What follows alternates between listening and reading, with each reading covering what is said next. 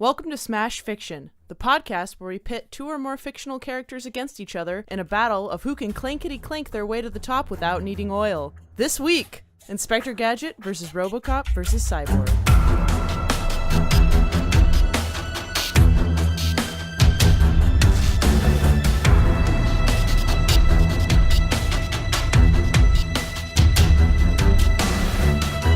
After reading a news article about a fellow doctor from Latveria using robots to take on a silly bat-themed Cape Crusader, Dr. Wily was growing a bit scared.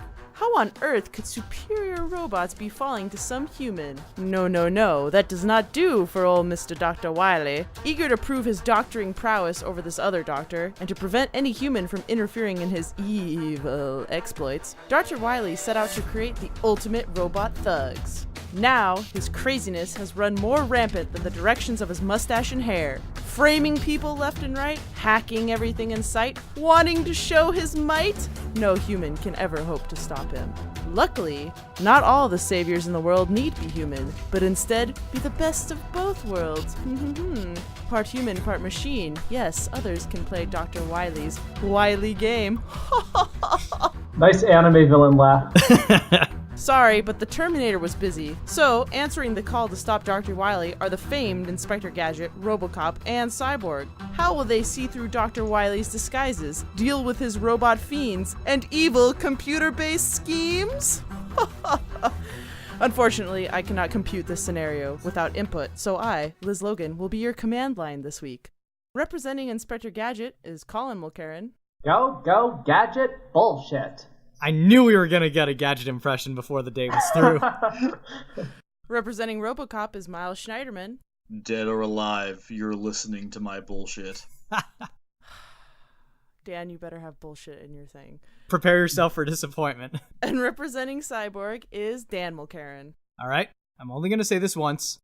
Booyah! Thank you for only saying it once. Don't worry, I'm sure Dan will have plenty of bullshit. Oh yeah, for sure. In order to determine who has the longest and shiniest metal appendage, the contestants had to participate in a hula dancing contest. Yes, if you're wondering, it was just as awkward as you'd expect three stiff cyborgs attempting to gyrate their hips. However, Inspector Gadget looked like less of an idiot than the others, so he gets to go first, followed by Robocop, and then Cyborg. Go, Gadget! First time that Inspector Gadget has looked like less of a dumbass than someone else. First and last. Alright, so right out of the gate, there's one point that I'm just going to concede right here. Every good min-maxed character has their dump stat, and let's be frank, Gadget's intelligence is a big old dump. Inspector Gadget is what you might call a fool, a buffoon, a chucklefuck, and were you to call him such, I would not argue. However, there are 5 other core stats to consider in D&D, and at the end of the day, Inspector Gadget has so many other factors going for him that he ends up being an extremely successful hero time and time again. There are 86 episodes of Inspector Gadget, and in every one of them, Gadget gets his man. Actually, Gadget's probably not doing too well in wisdom either, but that still leaves 4 other stats we got, right? Why then is Gadget such a successful hero? First up, I mean, it's obvious, but we gotta talk about his gadgets, so go Gadget Dan list. Gadget arms, Gadget binoculars, Gadget coat, Gadget copter, Gadget corkscrew, Gadget cuffs, Gadget drill bit, Gadget ears, Gadget flashlight, Gadget flower, Gadget hands, Gadget hat doff, Gadget laser, Gadget legs, Gadget magnet, Gadget mallet, Gadget neck, Gadget parachute, Gadget pen, Gadget phone, Gadget refrigigadget, Gadget respirator, Gadget sail, Gadget screwdriver, Gadget siren, Gadget skates, Gadget skis, Gadget skeleton key, Gadget snow gun, Gadget springs, Gadget teeth, Gadget tie, Gadget water pistol, and Gadget whistle. And that's only the stuff that I could find after watching like 20 episodes on YouTube and reading a bunch of wiki pages. Let's not forget that at least once in most episodes, Gadget pulls out a completely new gadget that we've never seen before and will never see again. And we have no reason to assume that what Inspector Gadget has used over the course of his television series constitutes the full array of his arsenal. As a matter of fact, it's far likelier that he has dozens of other gadgets that he has never used before, but might very well deploy during this match to solve the problem. But why does that matter? Why is it important to be a Swiss Army cop when you are fighting Dr. Wily and his robot masters? Well, anyone who has played a fair amount of Mega Man games knows that they are incredibly formulaic, to a degree that almost rivals an episode of Inspector Gadget.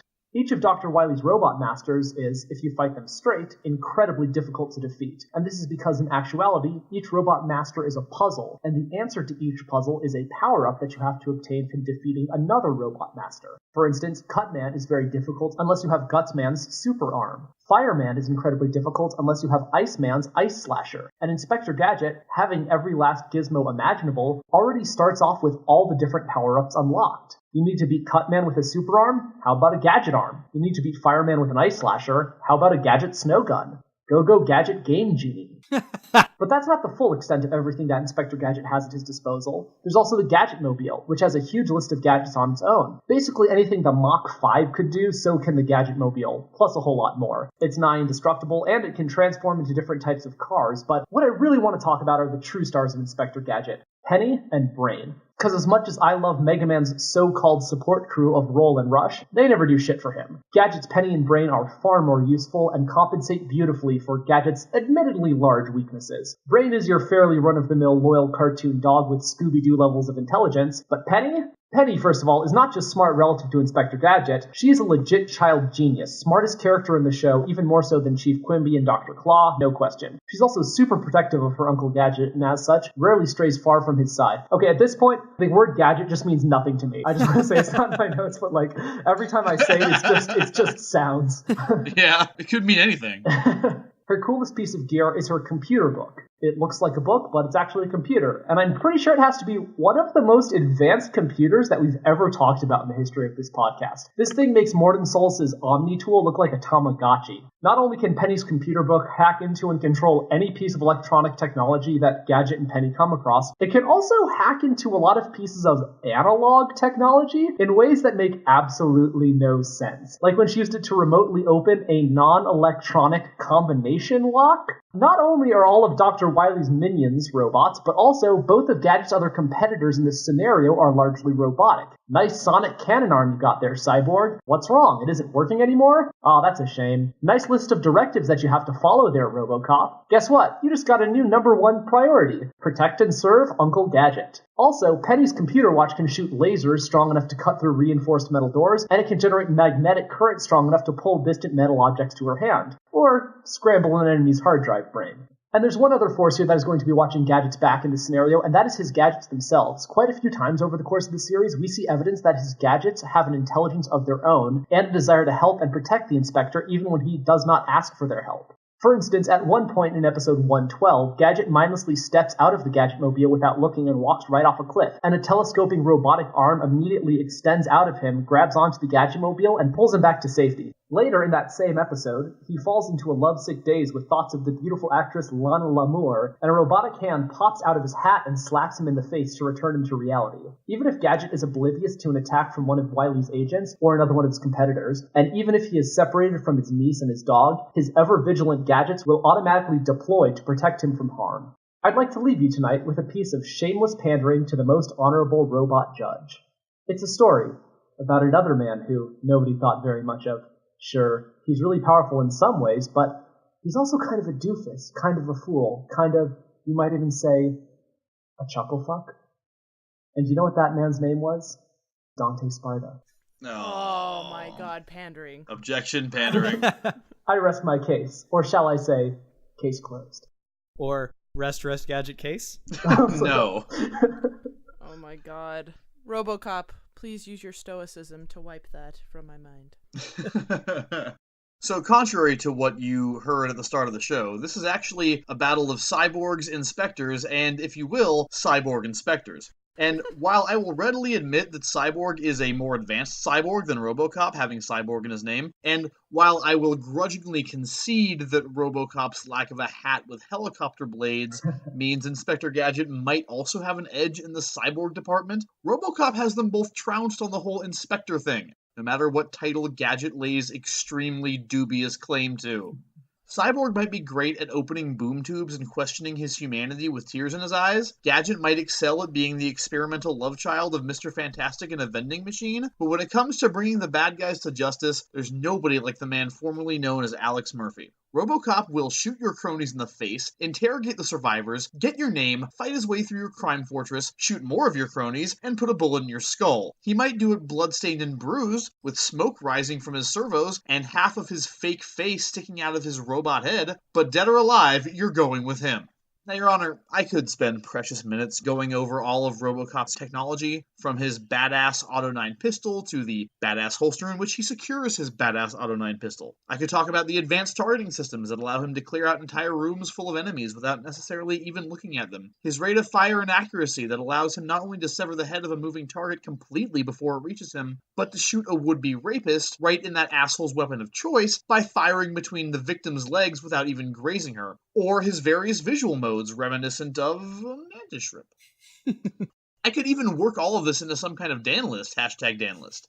But Cyborg has comparable technology, I'm sure, and Gadget is a master of the ancient offensive tactic known as throwing your niece at the problem, so I'm not going to do that. There are really only 3 things you need to know about Robocop's technology. The first is his Kevlar-laced titanium body armor, which makes him damn hard to take down. Normal bullets simply won't do it, and you need to be firing some seriously high-caliber shit in tremendous quantities to even have a chance of getting through. The second thing is his programming, which dictates that he serve the public trust, protect the innocent, and uphold the law. Taking down mob bosses and scumbags isn't a choice for Robocop. He has to do it. When combined with the fundamental nature of Murphy, which drove him to become a cop in the first place, this dude simply will not be stopped, no matter what you do to him. He's proven time and time again that even if you do get through the body armor, Robocop will keep coming. And if he needs to, he'll stab you in the neck with a data spike if it means fulfilling his duty to the law. But Robocop isn't a mindless killing machine, which is where the third thing comes in. Robocop has an internal memory that records everything, as well as sensors that analyze vocal patterns for stress and other factors. He's not just designed to be a badass, he's designed to think, solve problems, and deal with criminals in a variety of ways. Cyborg is smart, but he's tech smart, not people smart. He's not the guy you call to track down a murderer or find the location of a secret base. You call Batman for that. I should say, you call Batman for that, but you won't find him because Doom. And Gadget, as mentioned, is an inspector in name only. Robocop cybernetics don't just improve his fighting skills, they improve his police skills. That's something he really needs in cyberpunk Detroit, where the drugs are called Nuke and the family board games are called Nukem. Gadget is from a nerfed cartoon universe, and Cyborg is never anything more than a cog in a machine filled with other cogs with better superpowers. Neither of them are prepared to withstand every obstacle and actually capture the criminal they're after, Gadget. An unstoppable police officer from the darkest possible version of Detroit? I'd buy that for $1. Okay, Cyborg, take it away. Namesake Cyborg. Cyborg. This is a battle of cyborgs. Cyborg, go.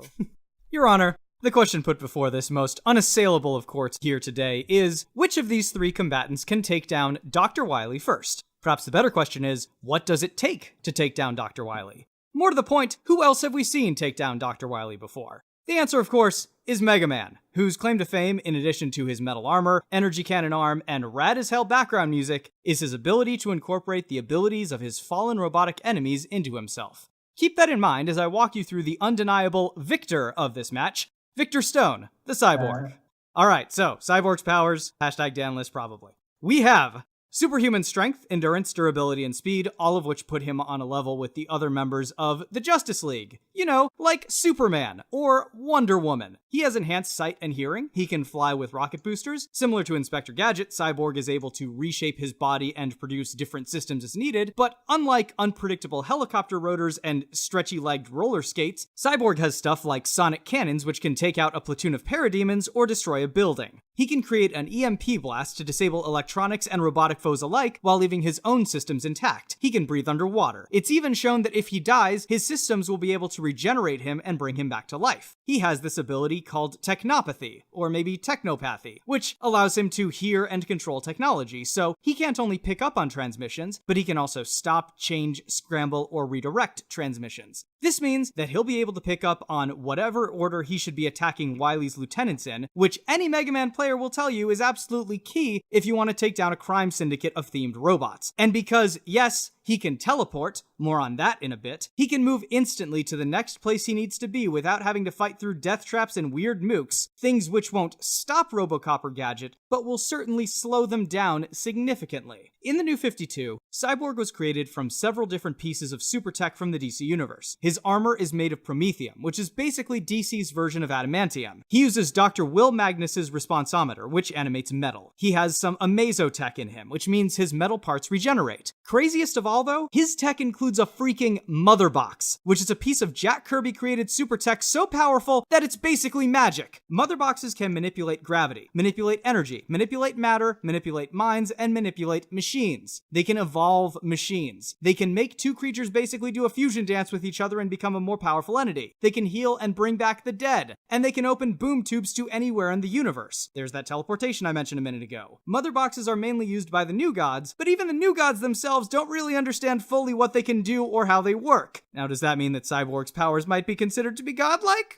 You tell me. So, how did Cyborg manage to incorporate all of these crazy and seemingly contradictory bits of technology into himself? Well, the nanites which formed his cybernetic systems can absorb and assimilate other pieces of technology, no matter how advanced. We see that Cyborg can interface with any machine, from modern-day computers to the most ridiculous pseudoscience in the DC universe. The guy's even interfaced with freaking Green Lantern rings. Remember when I mentioned earlier about Mega Man? Yeah. Interfacing with, absorbing, and assimilating your enemy's technology is the only path to victory you can take if you're gonna go up against Dr. Wily and his 8 closest Robros. If you're gonna go into every fight only packing conventional weaponry like Robocop, you're gonna find that what worked against Stapler Man doesn't work against Crazy Straw Man. Cyborg starts this fight with a huge advantage, and the gap between him and his opponents is only going to grow wider as Cyborg teleports from one enemy to the next, takes them down, and gains their powers. By the time Robocop makes sure all his paperwork is accurately filled out, and Gadget finishes reading his self-destructing instructions, Dr. Wily will be behind bars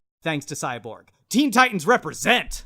Crazy Straw Man's stage has the best music, though. And also the best slides. Okay, let's move on to rebuttals. We will rebut Inspector Gadget, so Miles and Dan will make arguments. Colin will be able to respond to each of them. Either Miles or Dan could go first.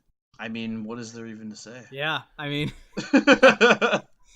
I would think that one of the traits necessary to even compete in this match would be the ability to possess short-term memory, which we see clearly that Gadget doesn't have. I mean, how many times has he accidentally and unwittingly blown up Chief Quimby with one of those self-destructing messages? I think Quimby acts like he's not into that, but I mean, it's happened so many times. Yes, at least one or both of those people is an idiot. I will let the judge fill in the blank there. I don't know how far Gadget's going to get relying so completely on Penny and Brian. It's Brain. But all right.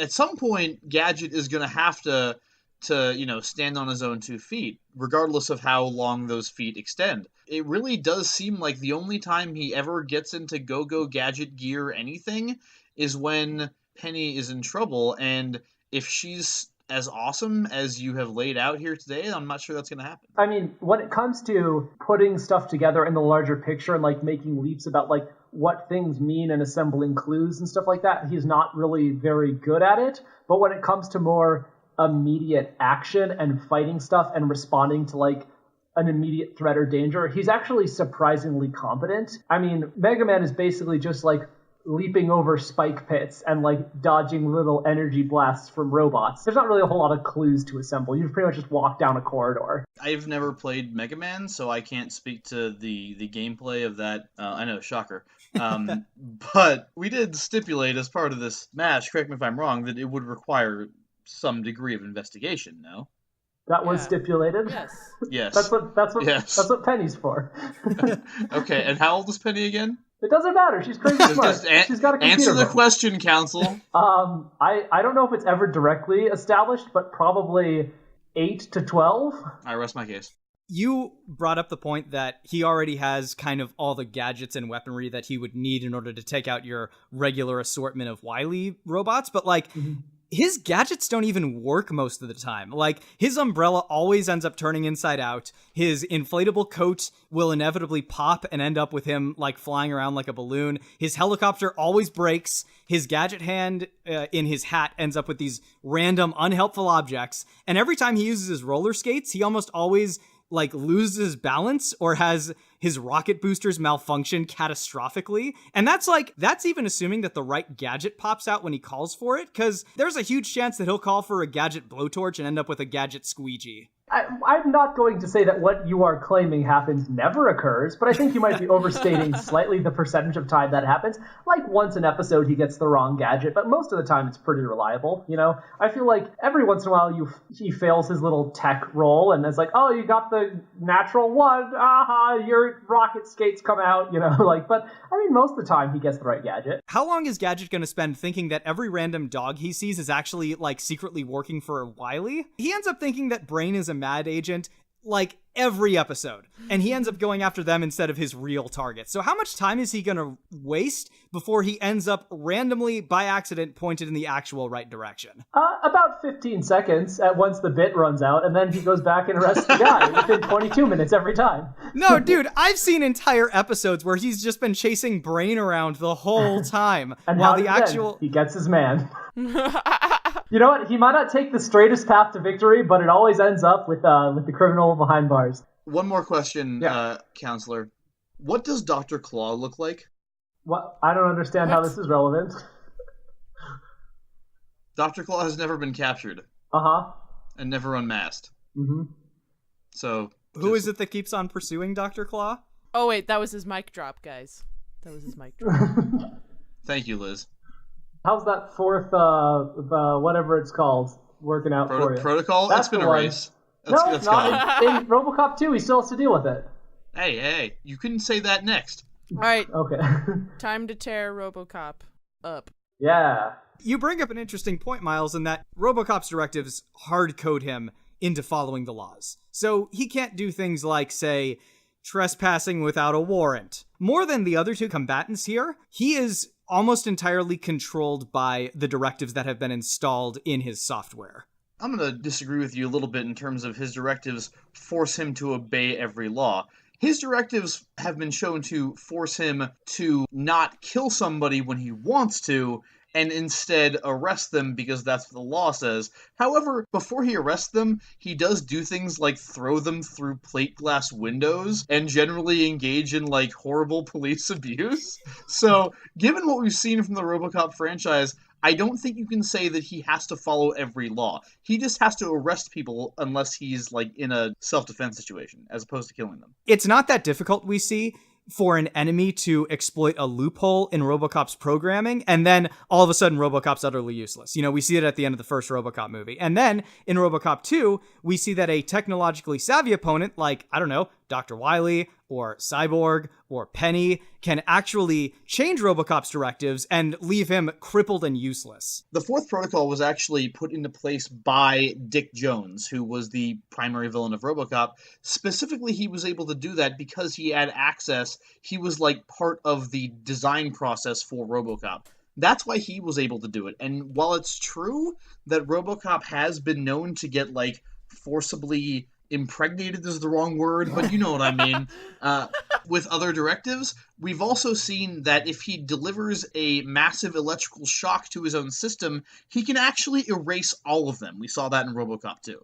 So he has a defense mechanism against that. That is correct, but there are, I just want to point out, 3 really awesome hackers who can, in addition, he mentioned Penny, he mentioned Cyborg, but also Dr. Wily is really good at installing protocols in people that don't become active, that they're not even aware of until much later. He actually does this to Zero. It's revealed late in the Mega Man X franchise that Zero, who's one of your companions in Mega Man X, was like built by Dr. Wily to be this sleeper agent to like undermine you for like this long period of time, and Zero wasn't even aware of this own programming he had it himself. Like, Dr. Wily's really good at this kind of stuff. I see your point, but the thing is, you're talking about hacking, you're talking about the things Penny can do and all this stuff.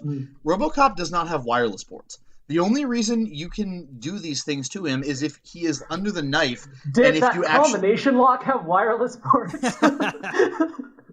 Well, look, I don't know about that. All I know is, specifically to Dr. Wily, you said it yourself. He was able to do something to Zero because he built Zero. In order to do this to Robocop, either it's going to be revealed that he had a hand in creating him, which is factually incorrect, or he's going to need to actually get him, like, under the knife and be able to fuck with his hardware, and that's not going to happen after he's got a bullet in his brain, or is in handcuffs. One other thing I want to throw in, Robocop was, like, the first cyborg of his world, and it really shows. He's kind of shittily made in a lot of ways. From what I understand, his mechanical bits require a lot of like maintenance and repair, and they need to be recharged all the time in order to keep going. And his biological parts also need to be like fed and like resupplied with nutrients and stuff a lot. It's like his body is basically always constantly trying to die because it's just so unnatural and doesn't want to exist anymore. What you just said is exactly the same thing as me saying Inspector Gadget occasionally needs to eat. God, another Miles mic drop. Holy shit. We don't really see Robocop take on people who are above the level of like street level thugs that often. We do see him in Robocop 3 fight these two robo ninjas at the end of the movie, but like they would have straight up killed him if Nico and the improbably named Dr. Lazarus hadn't reprogrammed them to fight each other. And then the fight ends, by the way, with Robocop running away as the two ninjas kill each other. Okay. That's his level of fighting cyborgs and anything more than, like, drug dealers. First of all, the name Dr. Lazarus is not improbable because literally everyone is named Dr. Lazarus if you've, like, consumed any media in this country whatsoever. Secondly, that's not the case considering that Robocop has taken on, for example, other cyborgs like ED-209, which, while he did have problems with it on his first encounter, on his second encounter, he saw it and blew its fucking head off. And that's impressive considering that ED-209 doesn't really have a head. He just blew the entire fucking cyborg off of its legs. So he actually has fought a very high quality of opponent. Okay, done. Let's move on to Cyborg. Okay, so I just have to say, first and foremost, that I failed you, guys. How's that? I didn't do all my cyborg research. Cyborg. And the reason for that is because over the course of my cyborg research, I encountered the following words on his Wikipedia page. Eventually, his mind was restored by an alien race of computer intelligences called the Technus, created from the sexual union of Swamp Thing and a machine planet. Swamp Thing? When Swamp Thing was traveling through space. Yeah, the 80s were a weird time, dude. I'm not gonna lie. At that point, I decided that I never wanted to read about non-Batman DC characters again, and I want to utter a line now that Colin uttered a long time ago, which was, "I'm sorry, Batman. I should never have slandered you." The good news is, Miles, I at least was under the assumption we were using the new 52 version of Cyborg, which is not the one who ended up being the grandson of a Swamp Thing Earth baby. I just defaulted to Teen Titans version. Sure. Because that's what I'm most familiar with. As in the cartoon? Yeah. All so right. My first point of rebuttal was going to be, your catchphrase is insanely lame, and it would actually probably be better if your catchphrase was "Go Go Gadget Booyah." I'm sorry, what's Robocop's catchphrase? Dead or alive, you're coming with me? Okay. I thought it was Murphy. well, you were wrong then. And either way, even if it was, it's better than Booyah. All right. Well, I'm pretty sure I'm pretty sure that one of Wily's robots is weak to catchphrases. So you'll just have to start taking stabs in the dark and see which one falls to that. Goddamn janitor, clean this fucking courtroom. It's getting dirty in here. All right. Well, I did do some research, unlike some people. Oh, good. In a lot of different versions of Cyborg, including the New 52, a lot in the cartoon, but also a decent amount in New 52, Cyborg gets hacked into a fair amount of the time. Like, a decent amount of the Justice League's problems occur from someone hacking into Cyborg. Dude, hacked into him, his entire cybernetic structure rebels against him and leaves. Yeah. It gets up and walks away. Right, and that's a good point, because in the New 52, the only person who has hacked into Cyborg was Grid.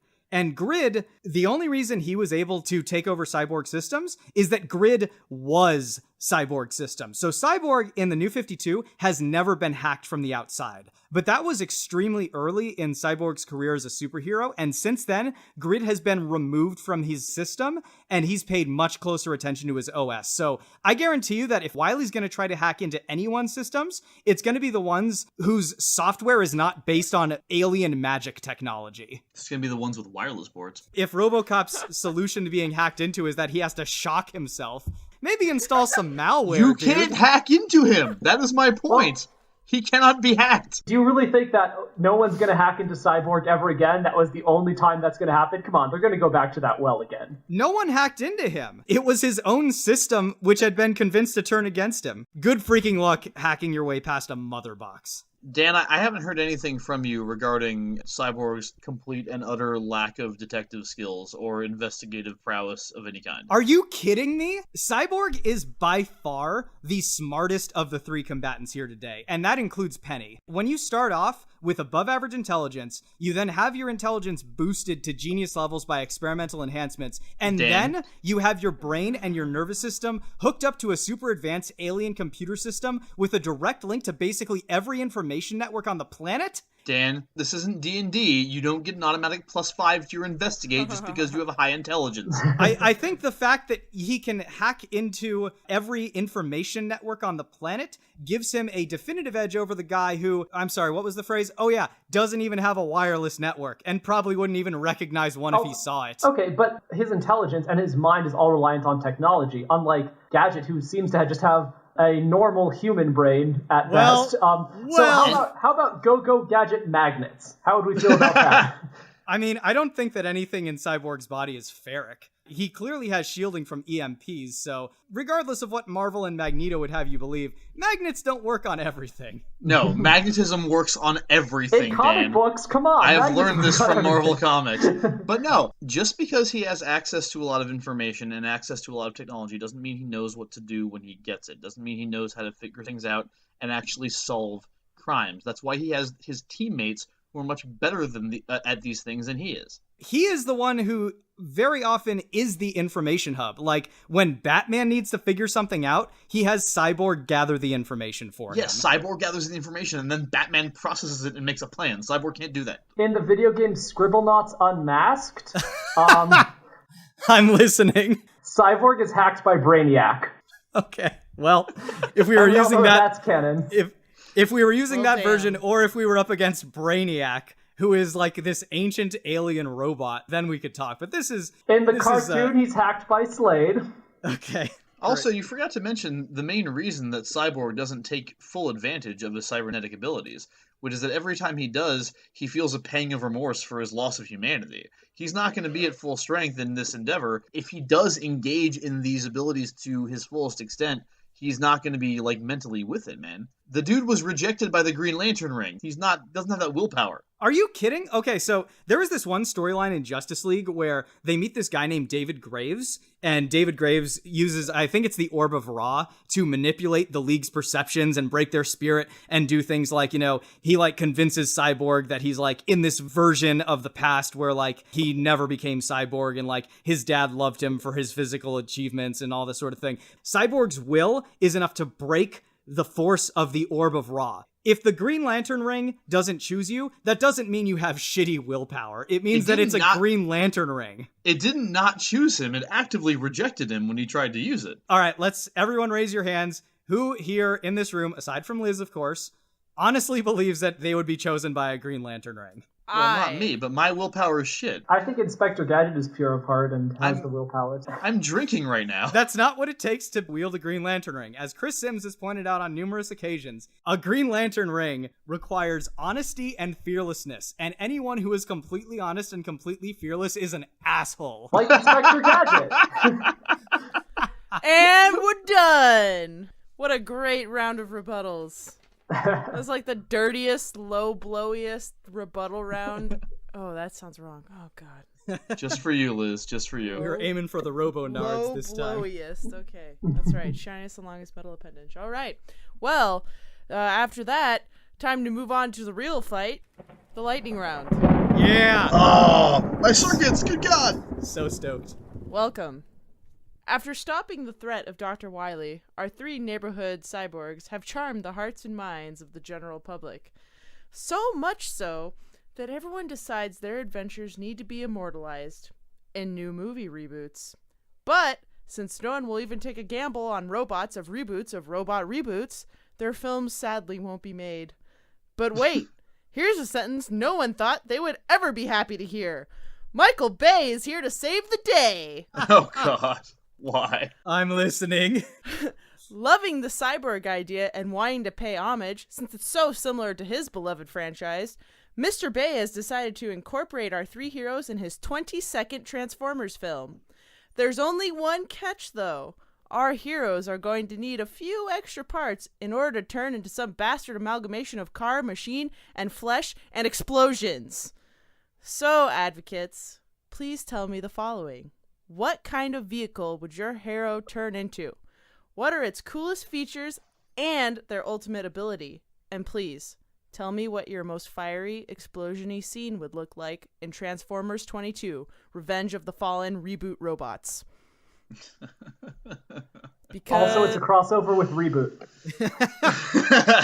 Yes. Due to the order of the main round, Dan, as Cyborg, will be going first.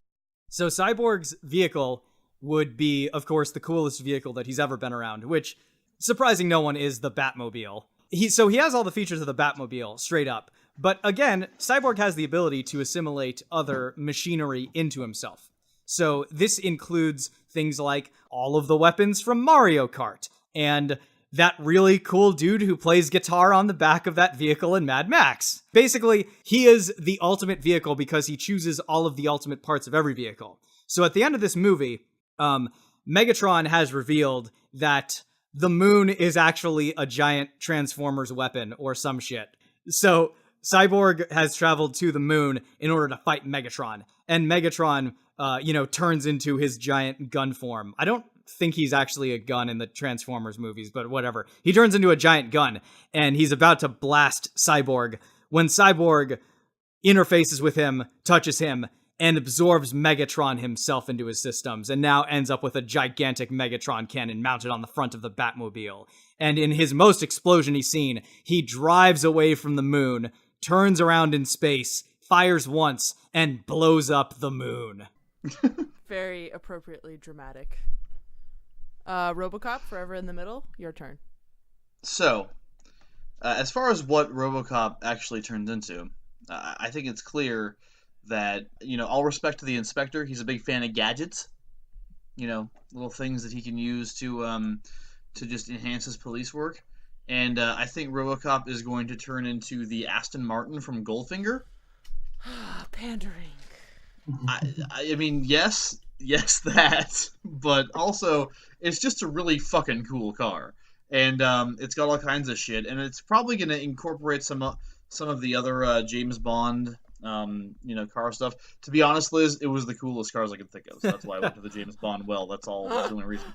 But it can fly, it can go underwater, it can do all kinds of shit.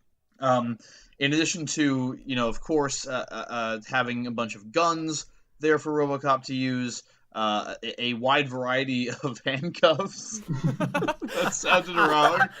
He's got to get his wife back somehow.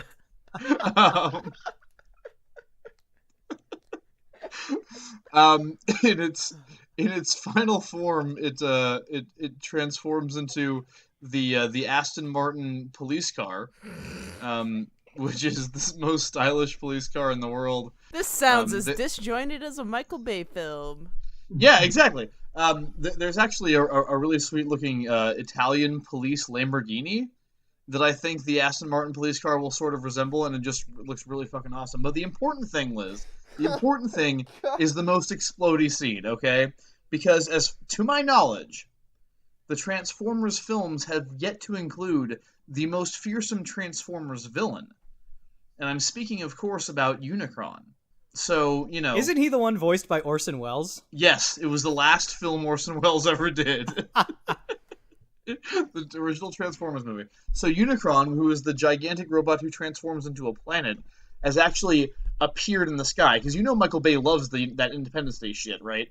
Unicron appears in the sky, and he's going to devour the Earth. And Autobots and Decepticons alike are totally unable to save it. But Robocop gets in his sweet-ass Aston Martin Lamborghini Italian police car, and he rides on a plane, like it clings onto the wing of a plane, up to the planet, drives around inside the planet, like fucking they do in the 1987 Transformers movie, and actually uses the Autobot matrix of leadership to destroy Unicron from within, thereby saving the entire world in extremely explodey fashion. And once he floats down, because his car has a parachute, he floats down from the wreckage, and his car, of course, gives him a glass of scotch. And he, isn't going to drink it himself because he's on duty, but he appreciates that the car recognizes his accomplishment. Okay. Wow. Inspector Gadget. So I think that Inspector Gadget is going to have the ability to transform into a really big, police SWAT van. What they would refer to as a paddy wagon. And so I think that, of course, his Transformers name... Chuckle fuck. No.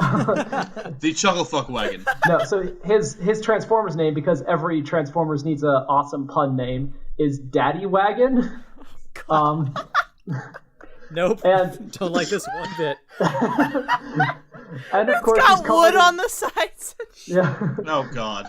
And of course, Daddy Wagon is covered in a whole bunch of little panels that have just like a bajillion different gadgets that can pop out of them. It can do a million different things.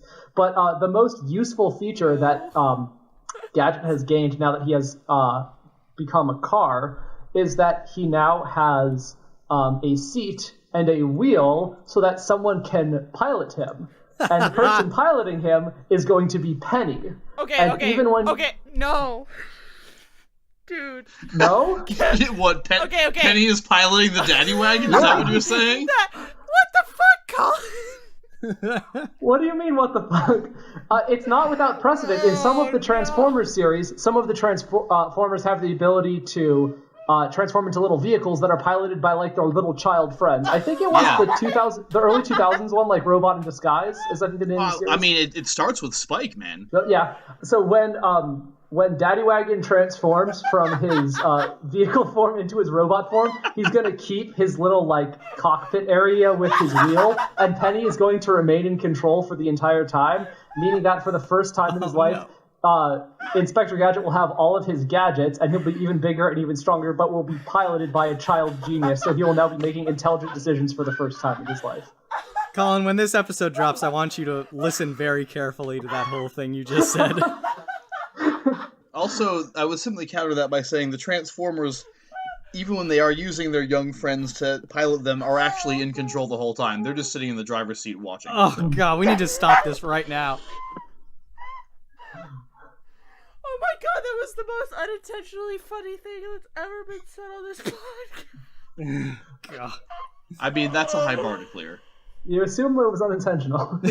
Oh my god. And then, of course, when he goes into Beast Wars, he's going to become... Oh my god. He's going to become Patty Dragon. I'll just leave it at that. Yeah, please. Thank you. Michael Bay can fuck with Beast Wars all he wants. I won't give a shit. I'll never forgive him for what he did to Transformers. Beast Wars forever. Where do you come down on this, Dan, Liz? Maybe we should save this for when Liz leaves. I don't know. Yeah. Okay. Oh, sorry. Okay. Oh my god. You okay there, Liz?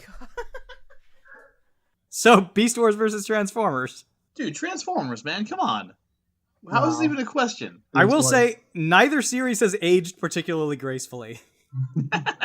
What are you talking about? That awesome CG in Beast Wars still looks just like, I mean, stuff.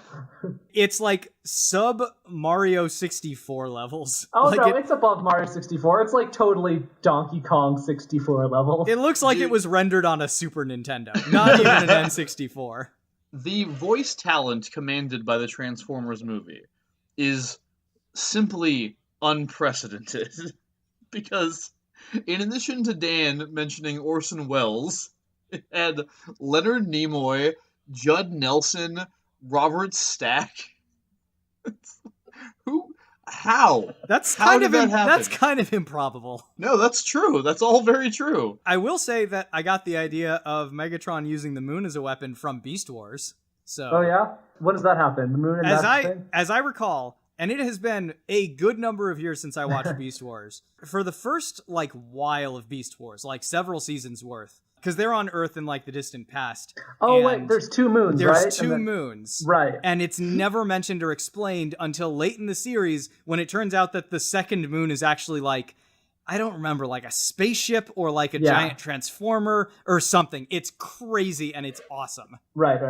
I certainly developed a more affection for Beast Wars when I was a kid than I did for Transformers. But looking at both objectively, I think that they both have their strengths and their weaknesses, and as I mentioned, neither has aged particularly. And we can well. all agree that the greatest series of all was Beast Machines. The original run of no, definitely not. The original run of Transformers, the first couple of seasons, was fucking gold, in my opinion. Also, the comics are fucking great. I've heard that Transformers More Than Meets the Eye is supposed to be a modern-day More Than Meets masterpiece. the Eye is amazing. I've heard it's way better than not only a Transformers comic, but a comic has any right to be. I got to add it to my list. Yeah.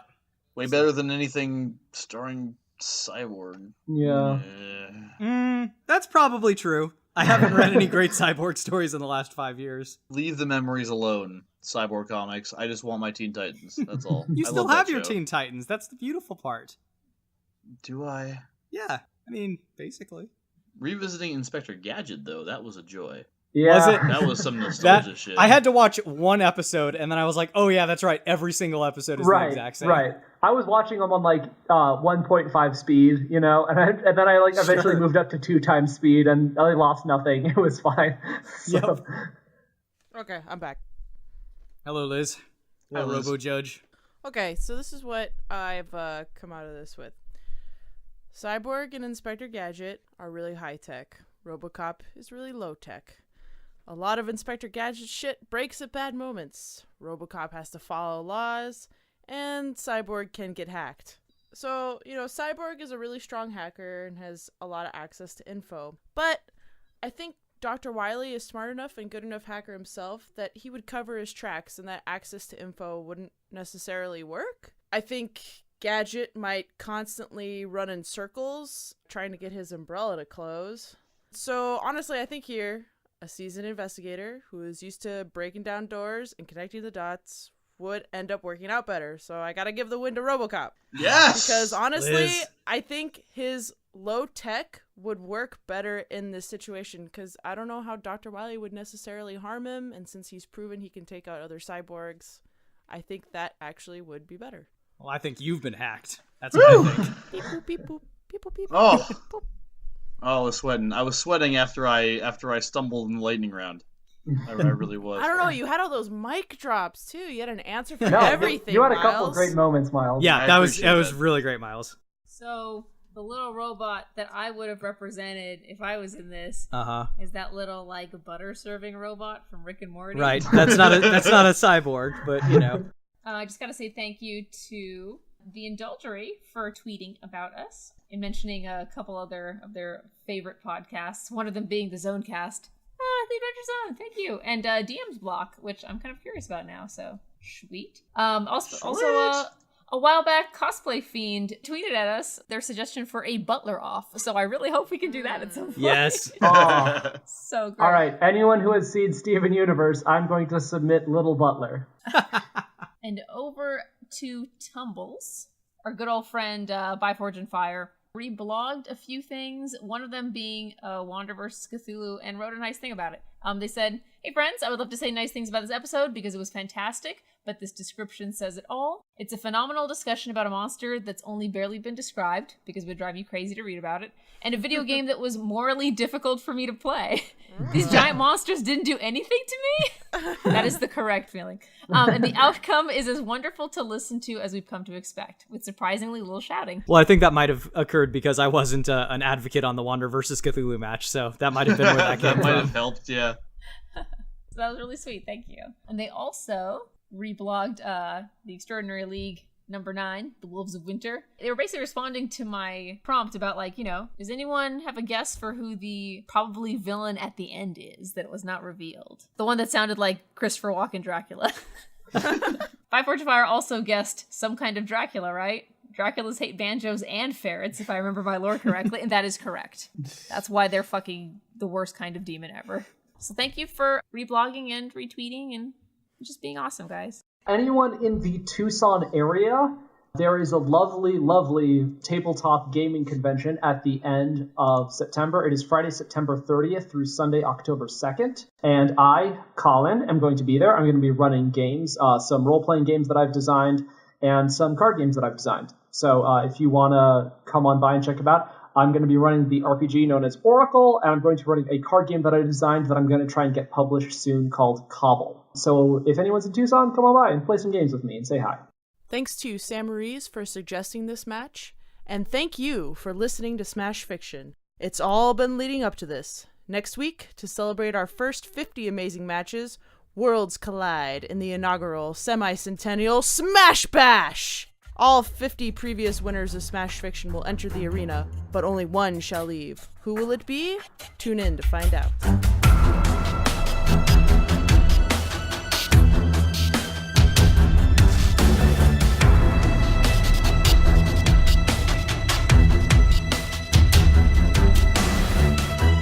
Smash Fiction is produced by Miles Schneiderman, with logo design by Colin Mulcairn. Special thanks to Kevin MacLeod for our theme song, which is called Hitman. You can find his work at www.incompetech.com. You can follow the Smash Fiction podcast on Twitter at SmashFicPodcast and search for us on Facebook and Tumblr. Subscribe on iTunes, and if you leave us a good review, we shall become more powerful than you can possibly imagine. If you have any suggestions, feedback, or other contributions, send them to us at smashfictionpodcast@gmail.com and help us continue the fight.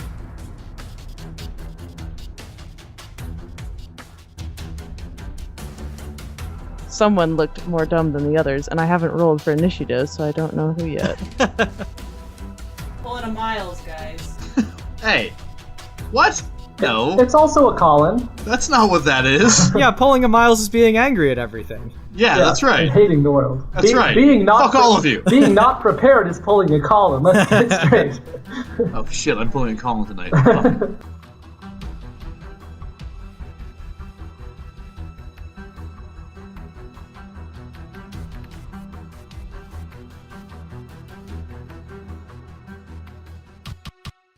I'm gonna look for sexy Robocop pictures. Oh, good. I haven't found any for Inspector Gadget, so now we're gonna try him. I find that difficult to believe. I couldn't Go find... Gadget blank really just paints a picture. Yeah. Well, I couldn't find Cyborg either. I even did like sexy Cyborg comics, and Go I didn't Gadget like what penis. I found. So we're trying Robocop now. Did you mean to sing that to the theme of Go Power Rangers? No. Well, guess what just happened? I know. I'm so ashamed. Oh my god, what am I looking at? What? Who thinks that?